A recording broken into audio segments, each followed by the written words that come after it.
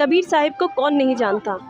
अपनी वाणी और शिक्षाओं से उन्होंने समाज सुधार में बहुत बड़ा योगदान दिया है, लेकिन क्या हम उनके बारे में सब कुछ जानते हैं?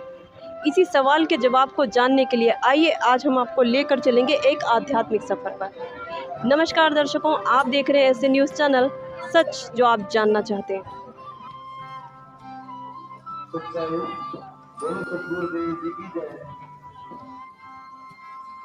दर्शकों, आज हम मौजूद हैं सतलोक आश्रम कुरुक्षेत्र में, जहां कबीरपंथी संत रामपाल जी महाराज जी के अवतरण दिवस के उपलक्ष्य में आयोजित है अद्वितीय आध्यात्मिक प्रदर्शनी। तो आइए आपको लेके चलते अंदर और देखते हैं क्या क्या है आध्यात्मिक प्रदर्शनी में। नमस्कार मैम, ये बताइए कि जो अवतरण दिवस मनाया जा रहा है, ये अवतरण दिवस क्या है? अवतरण दिवस का मतलब है कि जैसे हम लोग अपनी सिंपल लैंग्वेज में जैसे हम लोग बोल देते हैं कि हमारा बर्थडे है, तो बर्थडे मतलब है कि जब हमने अपनी माँ के पेट से जन्म लिया तो हमारा एक जन्मदिन है हमारा। लेकिन परमात्मा संत रामपाल जी महाराज के रूप में कबीर परमात्मा खुद से प्रकट हुए हैं। ये जो संत रामपाल जी महाराज जी के रूप में है, ये कबीर परमात्मा सह शरीर हमारे बीच में बैठे हैं और सतलोक से सह शरीर आए हुए हैं, तो इसको परमात्मा अवतार कहेंगे। और उसका मतलब है कि संत रामपाल जी महाराज खुद अवतार के रूप में हमारे बीच में कबीर परमात्मा आए हुए हैं। तो ये है कि इनका अवतरण दिवस मनाते हैं हमारी लैंग्वेज। तो मैम, जैसा कि हम जानते हैं कि संत रामपाल जी महाराज उनकी तो मदर भी है, तो फिर आप उन्हें अवतार क्यों कह रहे हैं, अवतरण दिवस क्यों मना रहे हैं? जैसे हमने जब नाम लिया हुआ है, तो हमारी जो संध्या आरती है परमात्मा की दया से जो हम रात को सुनते हैं, तो उसमें लिखा है तेरा रामपाल अज्ञान किया सत्य लोक का वासी। उसके अंदर परमात्मा ने कहा है कि जो संत रामपाल जी महाराज है वो सह शरीर सतलोक जा चुके हैं, और जो हमारे बीच में है, क्योंकि ये जो सारी प्रदर्शनियां उसके यही सारा बता रखा है, उसमें यही सारा मेंशन किया हुआ है। जो संत रामपाल जी महाराज है वो संत कबीर परमात्मा खुद संत रामपाल जी महाराज जी के रूप में, जैसे कृष्ण भगवान और जो अलग भी भगवान है, उन्होंने किसी न किसी का रूप बना के हमारे बीच में जब आते हैं, तो संत रामपाल जी महाराज जी के रूप में कबीर परमात्मा खुद से हमारे बीच में है। तो इसीलिए हम लोग इसको अवतरण दिवस मनाते। Thank you ma'am. दोबारा इसमें संत रामपाल जी महाराज विलाप कर रहे हैं कि हे कबीर परमात्मा, कैसे इन जीवों का उद्धार होगा जगत कल्याण के लिए, हे मालिक आप ही दया करना। ये जैसे विलाप करते हैं ना संत रामपाल जी महाराज, तो आकाशीय बिजली चमकती है और कबीर परमात्मा साधु रूप में यहाँ प्रकट हो जाते हैं संत रामपाल जी महाराज जी के सामने। फिर संत रामपाल जी महाराज बोल के आइए भगत जी बैठिए, फिर अपनी ये चादर लेते हैं और यहाँ पे बिछा देते हैं पुलिया पे, और फिर ये जो कबीर परमात्मा का अवतार जो भगत आ रखे हैं, ये इनको बिठा देते हैं। ये सोचते हैं कि ये भगत है कोई संत रामपाल जी। मतलब इसमें दोनों कबीर जी और संत रामपाल जी महाराज आपस में वार्तालाप कर रहे हैं। और ये अगले कट आउट में मैम फिर खड़े हैं, फिर बोलते हैं रामपाल अब सार नाम और सार शब्द देने का आदेश आ गया है। अब दुनिया जगत कल्याण के लिए मैं सार नाम और सार शब्द देने का आदेश आ गया है। अब जगत कल्याण के लिए अब मैं आपके रूप में, मतलब आपके रूप में मैं लीला करूंगा। तो मतलब आपके गुरुजी के रूप में जो है कबीर जी लीला करेंगे। हमारे गुरुजी के रूप में जो कबीर परमात्मा है वो अब लीला करेंगे। आगे का प्रकरण फिर आगे इसमें दिखाया जाएगा। मतलब कबीर जी के बारे में यहाँ पे आपको बहुत सारी नई ऐसी चीजें जानने को मिलेंगी जो शायद हमने कभी जानी ही नहीं। हम उन्हें सिर्फ एक कवि के रूप में ही जानते हैं। आइए अगला कटआउट देखते हैं। मैम, इस कटआउट में भी ये बता दीजिए कि ये सीन क्या दर्शा रहा है?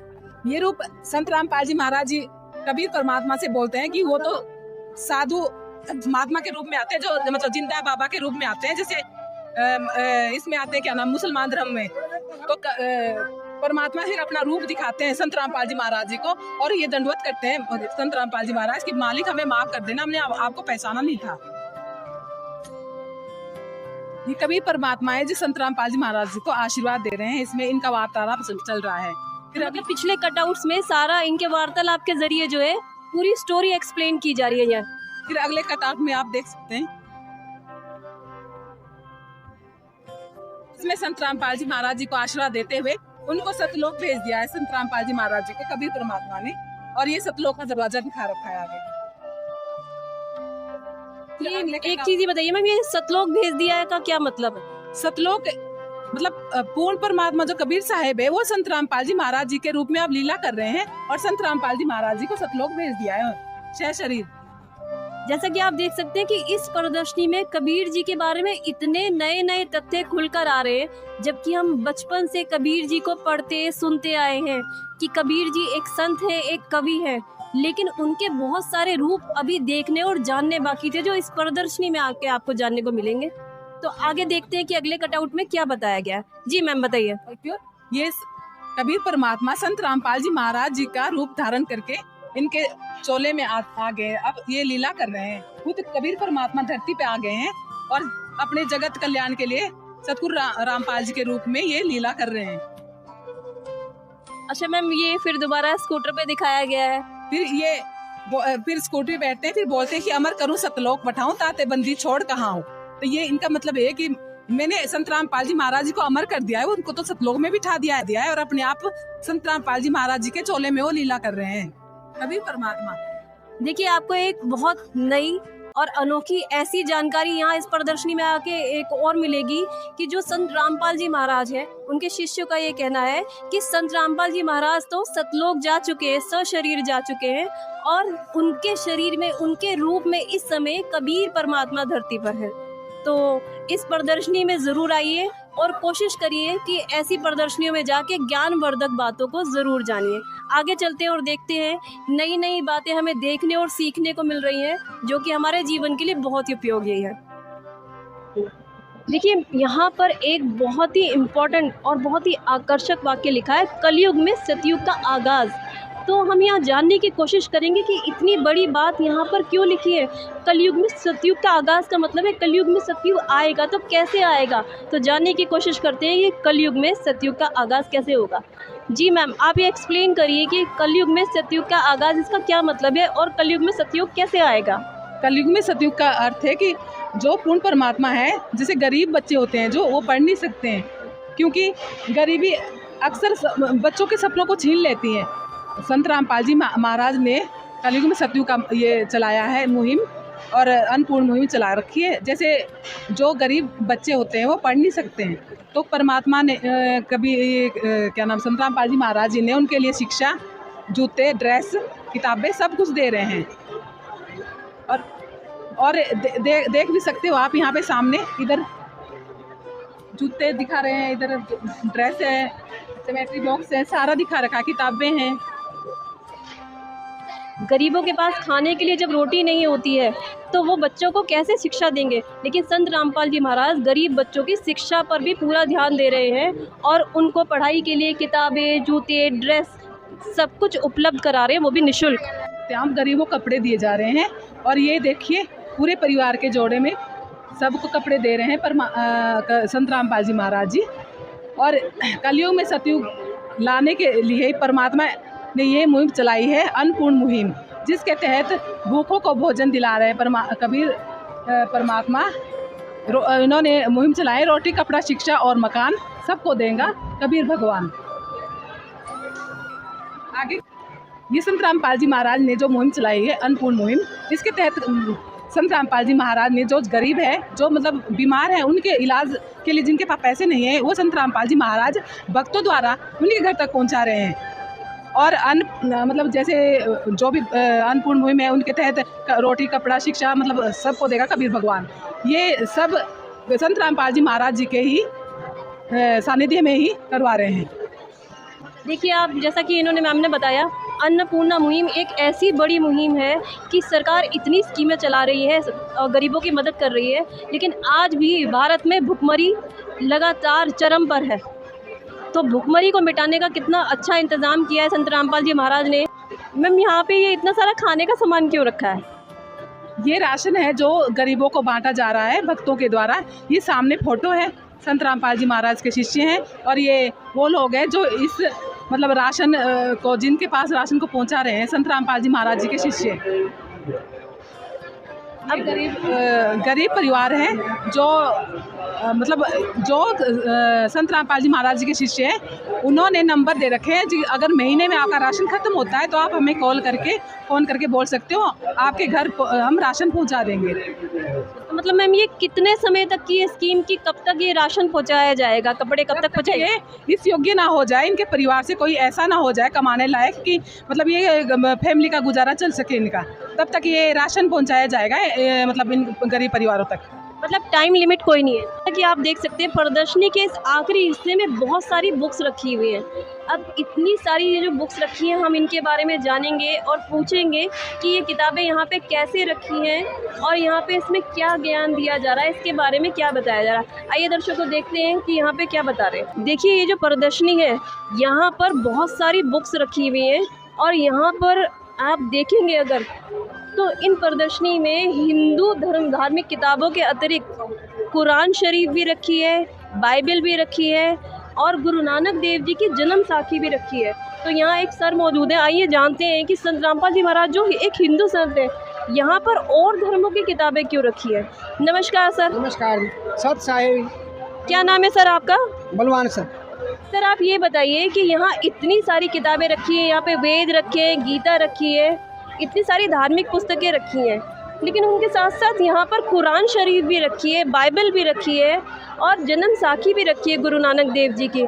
तो ये सभी धर्म ग्रंथ कैसे रखे हैं यहाँ पे, जबकि संत रामपाल जी महाराज तो एक हिंदू संत हैं।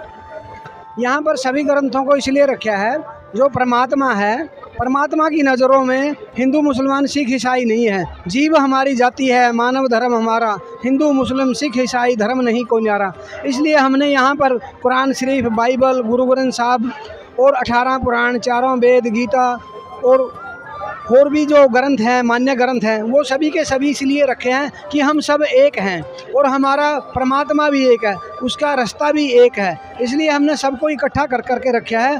और जो संत रामपाल जी महाराज का अवतरण दिवस है उसको मनाया जा रहा है यहाँ। इसलिए अवतरण का मतलब क्या होता है, क्योंकि ये ज्ञान परमात्मा का है और परमात्मा ही इस ज्ञान को दे सकता है, दूसरे के बस का रोग नहीं है। इसलिए हमने सारे ग्रंथों को इकट्ठा करके यहाँ प्रदर्शनी में रखा है और इनका ज्ञान भी मिला करके उनको दिया है। जो भी आएगा यहाँ, जिस धर्म का भी होगा, वो अपने ग्रंथ को देख सकता है।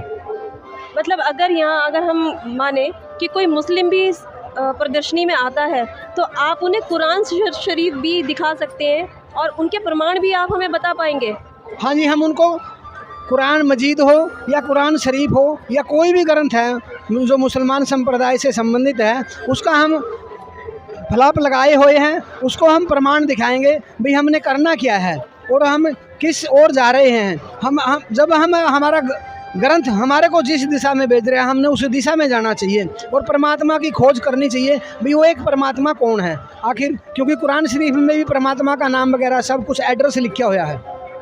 मतलब संत रामपाल जी महाराज के कहने के अनुसार आप जैसे बता रहे हैं कि उनके अनुसार सारे ही धर्म ग्रंथों में, सारे ही धर्मों में एक ही परमात्मा और एक ही भक्ति है, ऐसा कहना चाहते हैं आप? हाँ जी, हम यही कहना चाहते हैं भाई परमात्मा एक है, उसका मंत्र भी एक है, उसका रास्ता भी एक है, उसकी बात भी एक है। क्योंकि जब तत्वदर्शी संत आता है या जिंदा महात्मा आते हैं, उसका बाखबर आता है या एक लिखावे एक छुड़ावे सोई सतगुरु पूरा को आवे, वो एक ही आता है, दो नहीं आते कभी भी।